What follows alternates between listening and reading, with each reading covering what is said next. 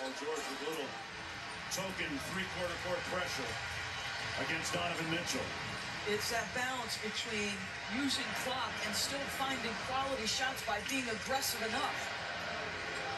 They get the switch. He hunts Kennard on the switch. Mitchell got it off glass.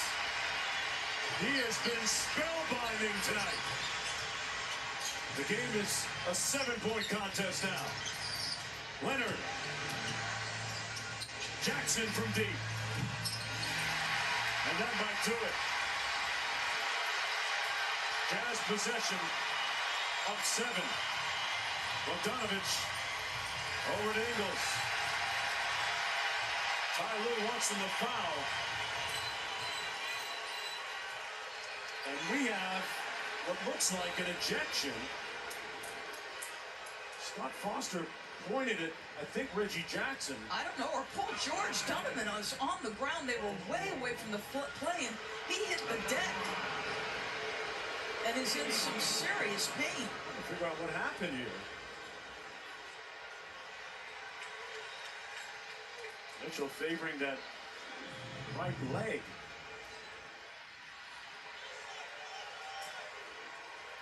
Is it the ankle?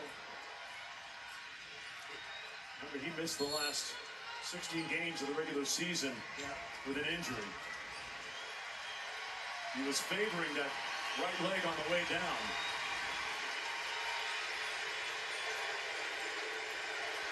So it's just a foul call on Paul George. Yes. It was just Scott Foster being really demonstrative with the call. Okay. I saw where you were going with it because he was so demonstrative. Donovan Mitchell with 36 tonight. Very efficient. Below 50% from the field, 15 of 29, 6 for 12 from deep. Much better job in the second half. He had 30 at the half, or excuse me, 27 at the first half. But Mark, the pickup point was different. Their double teams became, I thought, better, closing the gaps. He made the requisite adjustments too, right? Correct, that's what I'm saying. Like, Clippers may have found something defensively. Rick Snyder says that Donovan Mitchell is incredibly competitive, capable of that extra gear we've seen tonight. George with a late 3. But more than anything else, Quinn Snyder says that Donovan Mitchell, his all-star, really understands a comprehensive game plan and is great at deciphering what defenses can throw at him. His growth continues, and we are seeing a burgeoning superstar in the NBA tonight.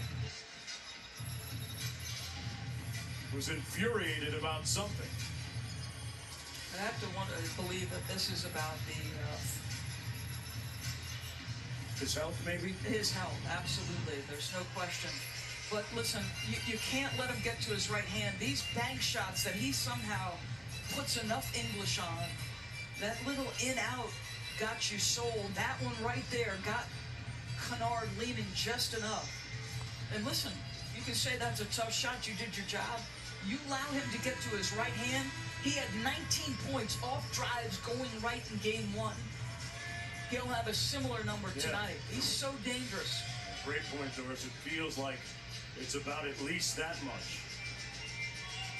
Donovan Mitchell, who was taken the pick after Luke Kennard in the draft several years ago, scoring on Kennard a moment ago. And boy, what a great job the Utah Jazz did in finding a guy who has emerged as a bona fide superstar in this league that late in the draft. You gotta fly? Yeah. You better get some ice on that ankle? Games are coming fast and furious. Great things happening here in Utah. Talk about new ownership. Dwayne Wade, part of the ownership group. Donovan Mitchell in the last game enjoying the benefit of having a bona fide Hall of Famer, Dwayne Wade, courtside to mete out advice. Gobert inside, fouled. Rudy Gobert tonight, folks. has a playoff career high 20 rebounds.